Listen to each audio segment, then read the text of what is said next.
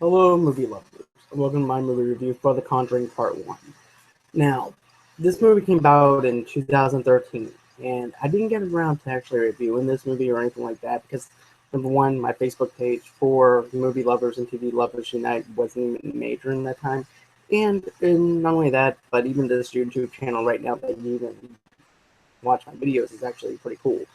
This channel wasn't even major in that time.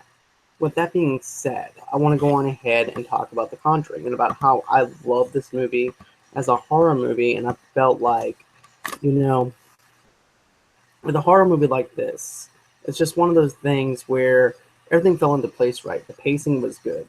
When you watch a horror movie, you want to feel that tension that's built up, and then, of course, once the tension is built up, you want to feel the release of that horror movie because you want the payoff to actually to be great and everything because you've been sitting through this whole entire movie feeling the tension build up and then hoping that it will lead up to something.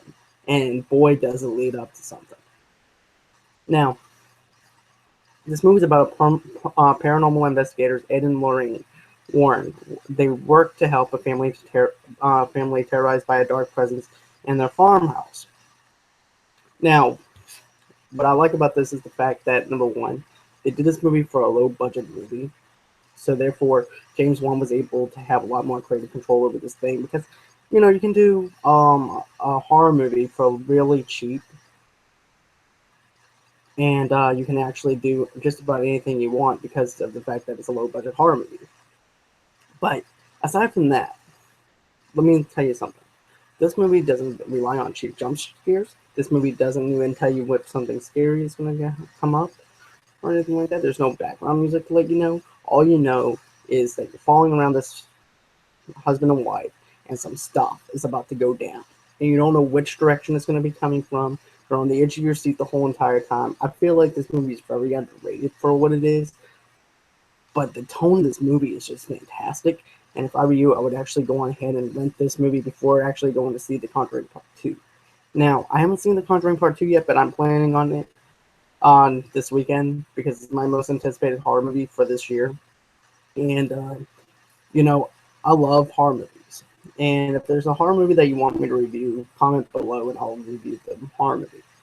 But with this movie itself, I felt like everything fell into place really great. You have the pacing of the film, the pacing is really good. It has the build up, like I mentioned, and has all the key formulas for a horror movie. And, this movie is one of those movies that I rave about a lot. So that way you can appreciate what James Wan was doing for this type of movie. And I feel like if you're a fan of horror, you're gonna love it.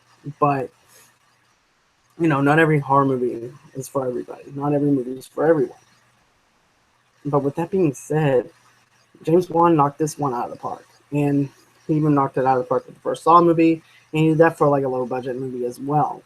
And he wasn't planning on doing any more Saw movies or anything like that. But just this director is just outstanding. He knows how to build something whenever it needs to be built. He knows whenever he needs to loosen up the tension a little bit and then put the tension back on. He knows everything that he needs to know about what he needs to do for a horror movie. But like I said, I love movies that doesn't give you just cheap jump scares or anything. I want if there's like a little creak at the door, I want to believe that's the ghost from The Conjuring or whatever horror movie that I've seen.